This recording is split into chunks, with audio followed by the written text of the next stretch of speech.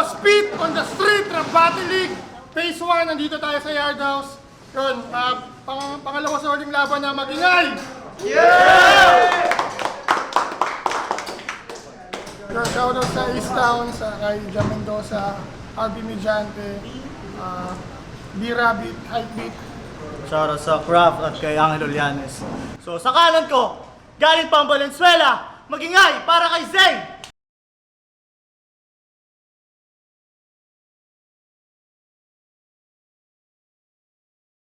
Yo, Sing, God Rhymes, High Records, Blockchain Music, yan. Sa kaliwa ko naman, galing pang QC, Magingay para kay MJC. Yan ang katotohanan, gustong mahagkan mundong magaan sa Kaya Siomay. At yon, shoutout syempre sa mga tropa nandito, Kali, Jabo, Tuz, at 7K, girlfriend ko, Jocelyn Rizaldo, Motus, FRBL, Insane, Laglagan, Shenyan, Bagsik Brian. Fuck this up, bro. Unang banat, Magingay Makinig para kay Zay. Yo, Speed on the Street, game! Ang ganda ng bungad ng unang subo ko sa battle rap. Dalawang rapper ang ganda ng virginan. Shoutout kay Kusan at LA. Malas nyo kayo agad yung una kong natantusan. At balita ko malakas daw kalaban ko ngayon. Sige, subukan mo ako pagpraktisan. At kahit hindi ako si Jong ng Showtime, pwede kita ngayon masampulan. Ang sarap pala sa pakiramdam na makaranas ng ganito. Na mandurog na makabattle MC na piling Diyos na at santo. Nagpiling Diyos na asanto, para perehas na kayo ng tunog. Hindi nyo ba napagtanto? Ano mo'y parang may mga Down syndrome kasi magkakamukha ng mga estilo ng mga abno. Oh, masyado ka kasi pasikat, akala mo kung sino kang pabibo. Dinadaan mo lang kami sa mga sigaw at galaw mo sobrang agresibo. Hindi mo ako basta masisindak, sa akin hindi yan epektibo. Dahil pagdain-tain na lang ako tinatayuan ng balahibo. Eh ano pagsik? Nung sinabi mo malakas yung tinapat mo sa akin, wala akong pake. Kahit underdog ako sa laban na tuwaki pa rin kitang lalapain. Kaya sige Bagsik, maglabas ka ba ng pain? Para pag may kumagat na tagalapas, Speed on the Streets ko kakatayin. Kaya ano, pakiramdam namin na maliit ang isang baguhan kahit... Kaya ano, pakiramdam namin na maliit ang isang baguhan kahit... Yo, kaya ano, pakiramdam namin na maliit ang isang baguhan kahit meron nagsasabi sa laban na to, ito daw ba kay katapusan? Ano tingin mo papayag na labang ako basta mo dito paglalaruan? Di ako bonus, huwag ka matawang mayo palang hindi pa to kapuskuhan. Eh kaso nga na mali ang pag-analisa, meron na nanalo, di pa nag-umisa. Hindi ako tulad ng GF kung isi na ganun kadali ka makakaisa. Matalo mo man ako pero may malalim ka sugat ang matata mo. Mga baong tusulat ay mas malakas pa sa tama na nakabato. Huwag ka pagkumpiyansa, kana mo ata kabisado mo na ang laro. Huwag ka piling na nasa taas, tigil-tigilan mo na kada mo. At pues, mali ka ng pinasok na lugar dito, Ropa. Pagsisisihan mo yung pinili mo na dinaanan mo na rota. Mali ka ng pinasok na lugar dito, Ropa. Pagsisisihan mo yung pinasok na lugar mo dito. Tangina. Mali ka ng pinasok na lugar dito, Ropa. Pagsisisihan mo yung pinili mo na dinaanan mo na rota. Natapat ka sa mga parak na hindi pa kumukota. Walang ligtas ka dito, Michael. Kulungan ng bagsak mo, Kosa. At kung dadaanin mo ako sa mga sigaw para hindi ka tatagos, sige, hiyaw lang ng hiyaw hanggat hindi napapaos. Dapat sa mga ganitong MC, sa liig niyayapos hanggang sa maubusan ng ay hindi ka pa pwedeng mamatay. Hindi pa tayo dito nagtatapos. May round 2, round 3 pa natin, kailangan pa natin magtuos. At kung titirahin mo naman yung pagiging kong ahente, sisiguraduhin mo meron niyang kwenta. Papakinggan ko yung mga sasabihin mo kung talaga bang magiging mabenta. Magiging mabenta yan. Magiging mabenta yan. Tangina mo, yung tunog mo nakakarindi. Magiging mabenta yan parang Shenyang siomay kasi tangina, 3 yung binili. Yeah! Tsa! Tangina, hindi ba handa yun? Tanginan to. Sinasakay ko pa ako ng tropa mong kalbo.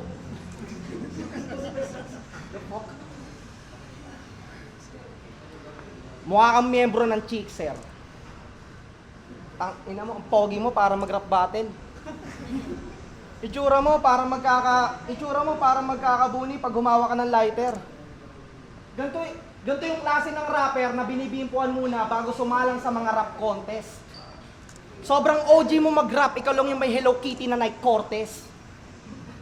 Tangina mo privileged na, tangina mo privileged na spoiled brat. Nagdadabog ka sa mama mo pag yung tablet mo nalolobat. Pangalan niya, Marvin Garcia Maninang. Maninang? Putang ina, mayaman pala talaga to. Bagsik ano ba? Pero wala pang 10 seconds, response ko, matatanggap mo na! Kasi ganyang itsura ng mukha, yung masarap na basag-basagin. Kung yung tito mo nagpapamanihan, tako na hunting kada battle. No remorse! This force will turn you open corpse. Now Zane, I'm that insane and all these shots are mostly yours. Oo, isang direksyon lang to tatama. One-way ticket na to, bobo. Lahat ng angles ko pasok, parang fitted mo na polo. Wala namang masama alagaan ng sarili. Huwag ka lang susobra sa sunscreen. Ganito itsura ng katrabaho niyong aayahin ka palagi mag-hiking. Sa team building to kilabot. Sa mga palaro yung tumutodo. Tuwan-tuwa na yan si Loco pag magpuputukan na ng lobo. Ito yung ideal na kabet ng HR na may asawa. Empleyado yung posisyon pero galawang tagapagmana. Ayos ba? Walang gay jokes. Walang gay jokes kahit pogi ka. Di uso sa akin ganyang katha. At malaki respeto ko sa Zane. Kasi malambot puso ng bakla. Ulol! Yung HR na may asawa, lalaki yun, mga brother. At yung sa team building na putukan na, si Paulo, kanyang kapartner. Kaya yung mga misis di umubra. Kasi sobrang na itong clever. Pakilala ba naman sa'yo, isa kang longganisa seller? Ito yung klase mo na laban na mahirap malunasan. Tipong pogi ka nga pero sa karisma ka mabubutasan. Ginago at kinomplement kita para lang iyong malaman na yung pagiging gwapo mo, Zane, pinagmukha kong kapansanan. Ha ha ha. Baka naman banat! Pakinggan natin Zane! Tangina, kung ganito daw yung kapugian, tangina parang may kapansanan. Kung ganyan magiging itsura ko, sobrang kamalasan. Yo. Sobrang kamalasan. Round 2. Na. Yo. Napanood ko yung previous battle mo, Brad. Ang lakas mo manglait. Matanong ko lang, pinalaki ka ba ng magulang mo puno ng inggit at galit? Okay lang naman sana manglait. Huwag lang sana manggaling sa katulad mong pangit. Huwag lang sana manggaling sa katulad mong pangit. Kanginan mo. Sana manggaling sa katulad mong pangit. Yun. Huwag lang sana manggaling sa katulad mong pangit. Ba't di mo ko gayahin? Simple. Poging humble. Humatay na dalawang MC sa Royal Rumble. Kaya wag kang piling idol. Matatalo mo lang ako pag bigla ako nag-choke o mag-stumble. Hindi makakaila. Mukha tong vendor ng Show May Scramble. Ganito resulta pag nagkaanak na si Paldogs at Marmol. Tsaka mo na ako angasan MJ kapag di na overpriced yung tinda mong Show May Rice. Tangin na naman kasi yung presyo, dinaig pa yung one piece chicken na McDo na may Coke at price. Ito, sana makinig ka sa akin i-advise. Pag may battle ka, huwag kang magpapa-advance order tapos dadalhin mo sa venue. Pare, mahiya ka. Sa may-ari, may sarili silang menu. Pero di ako against sa hassle mo, sir. Pag saludo, ang yung tagumpay aking hihintayin. Pero 125 talaga siya may rice mo, boss. Di ka ba karmahin? O siya, tama na kakornihan. Itong MJC, tama na kakornihan. Itong MJC, walang originality na parang Rosie. Umaasta, nag-agad liyon, itong mabahong pusi. Babalagbagin ko itong batang QC. Sa akin setup makukulong na parang Abit Looney. Pana-Ingles sa kada paddle para magtunog matalino. Mas mahangin ka pa sa laging dala na lola mong abaniko. Aba iho, bakit di mo subukan magmulti ng purong Tagalog na maging sagat ng normal na Pilipino? Yo. At agad ng Pilipino.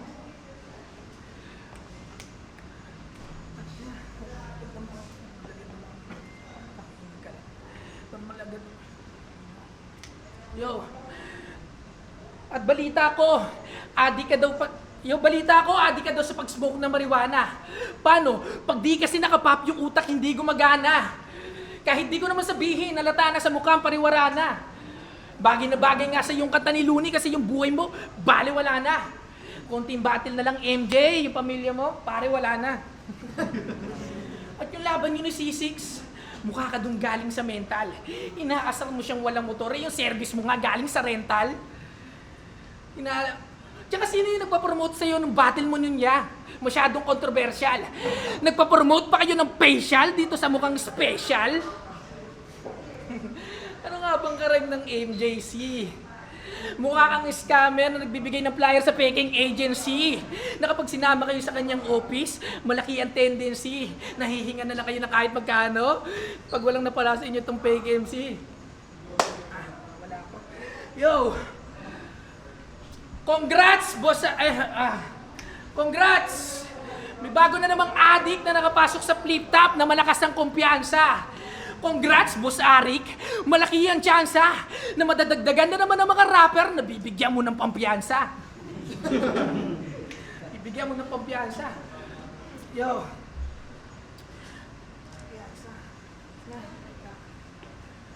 Bibigyan mo ng pampiyansa.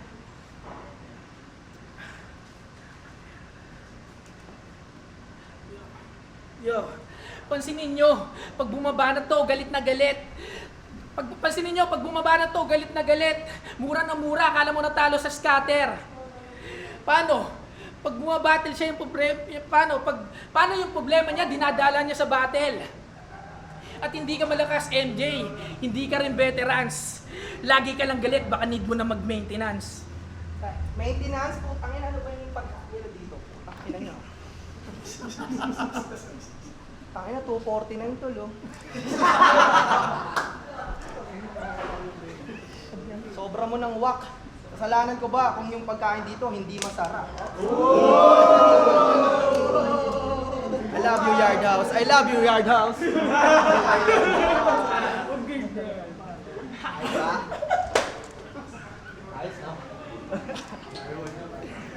Okay. Note this. Sa Valenzuela daw, marami pa silang ginto na di pa nahuhukay sa minahan. Minahan? Eh, puro pabrika kayo dun ah. Ang labo ng tuktok. Lahat kayong mga rapper sa Valenzuela nakadepende kay Apex. Mga turistang namumundok. Walang ginto sa Valenzuela. Huwag ka maglatag ng analogiya na sablay. Nakikijoiners ka lang sa eksena, di mo pa naman kayang maglakbay. Tagal mo na nag-rap ah. Bakit ngayon ka lang bumatel? Kasi in demand, iyong destiny na bobo. Eh kasi yung mga nexasin sa battle rap na tumutodo. MJC nakatapat mo sa inyong therapy demonyo. Isa ka lang sa category, di tayo meant to be stepping stone lang kita papunta kay Lanego, Git Pamoso. Ano Valenzuela represent? Lata ka lang sa lugar nyo, wag masyadong makapalyang apog. Asong kalye ka lang, Zane, di ka kabilang sa mga top dog. Si Zane nasa whack mode, madidisable ka sa scene, di lang to basta trash talk. Di ka papayagan lumipat parang paso na passport. Malabo ka mag-mainstream, nasa baba ka lang ng sakto. Aangat ka palang galing underground, sasalubungin na kita gamit backhoe. But you should die slow. Cause everything happens for a reason, right? Tulad ng pagsali mo dito. Feeling mo, kalkulado mo na yung taon. Katulad mo lang din yung adik mo na tito. Nabubuhay kayo nang wala ng rason. Tsaka, Tangina, di mo na kaya mag-battle rap, Zane. Kasi matanda ka na, gaga. Damdamin mo yung pang-iyakin na bata. Paking sakada. Kaganapan na magaganap sa party kalsada. Ito yung tipong nagagalit pag siya natin na tama. Di mo gusto yung pakiramdam na matalo para si GK Ibarra. Shots fired. Tiya, baka sabihin mo at least ikaw di ka patalunan. Hindi nakakababa yung matalo kahit si Bagsi pa ating pagtanungan. Kaya sali kami ng sali kasi di kami takot na maubusan. Kaya tatalunin kita, Zane, para na rin meron ka ditong matutunan. Mukha kang pasahero pabusan. Sana nakuha niyo yung sequel. Di ba sabi ko, everything happens for a reason? Andito ka, Zane, para tumigil. Oops, stop na. Pangatumba na at pahinga natin, Zeno! Nawawala. Yo. Ang ina nawawala. Mga bara ko hindi ko mahugot. Kakara.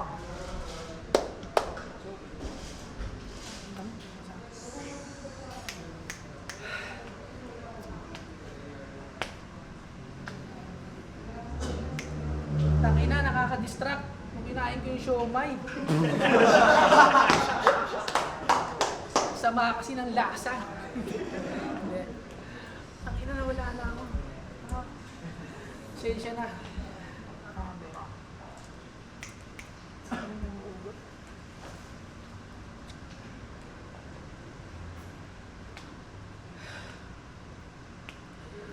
Na hindi ko mahugot.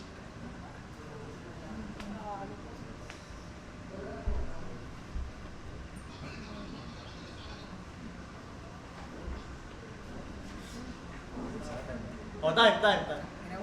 At tayo magdasal para kay Zane.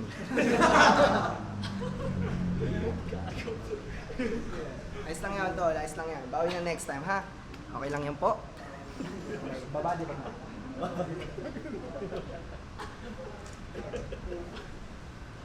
Dahil sa'yo, di ako nakakantok bagsik.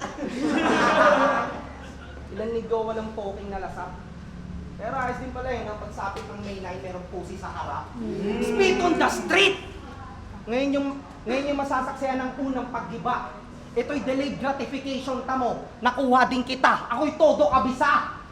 Pagkat ang tagal mo na nag-rap, pero sa battle di pa subok yung mga bare hands. Wasak ka, Pex, man. At least ngayon mo mararanasan yung tunay mo na welcome. Paglapag ko seldom. Pero kada battle ko na savage. Napadaan nga lang ako dito, meron pang collateral damage.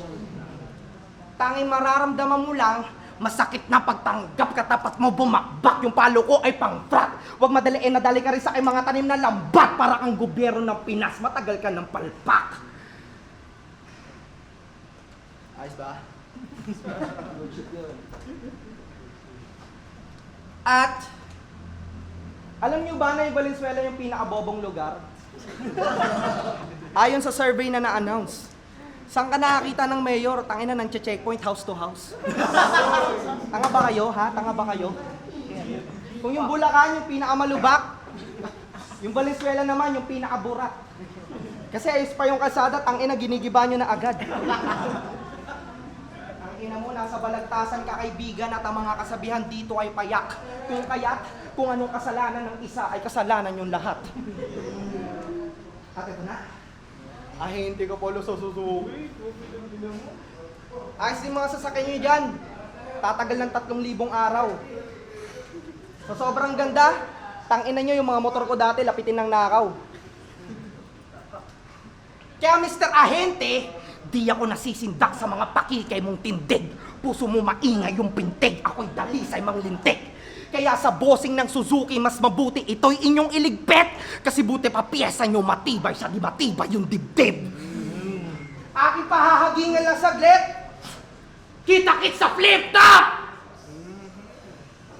Tapos na mag-asa ng talim. Di ba nagpa-reschedule si Tus dito? Di lang ikaw yung taga Valenzuela na aabutin. Kung kaya't lahat ng balay sinalo, makakaranas na kayo ng minsakin kung Gatchalian na apelyido nyo. Yeah. Tanginang yan! Kaya ito si Zane, tanggal na sa eksena. Pagkat sa battle naghikahos. Masasabi ko, Pacquiao Valenzuela, mi ultimo at Diyos MJC is my name! And I will get the throne back killing. If it's not for the fame, then it's for the way home win. Kila kay Stus. Guys, sa beses! Para sa laban na yun, oh.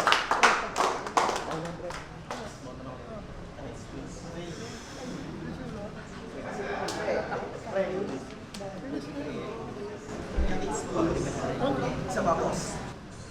Ang boto ng Urado, 3-0 para kay MJC! Yo, shoutout kay Zane, binigay natin lahat. At thank you sa pag-order. Kumita pa rin ako bandang huli. Yo, say, sorry sa battle. Wala, hindi ko mahugot eh. Thank you. Yun, binoto ko si MJC round 1. Ganda nung flow ni Saint sa sigilan mo yung pagkakadamo, tapos yung kay MJC naman nagdadabog ka sa mama mo pag nilolobat. Manihan ako yung mag-hunting sa battle. Round 2 malinis na kay MJC yun, tsaka yung round 2. El Grunge, shoutout ko Agaguan. Halata naman na na kay MJC yung all 3 rounds. R1, R2, R3 binigay ko kay MJC. Ang dami niyang quotables doon. Tapos kitang-kita naman na sa round 2 at round 3, hindi niya na nahabol yung aura ni MJC yun. So MJC all 3 rounds.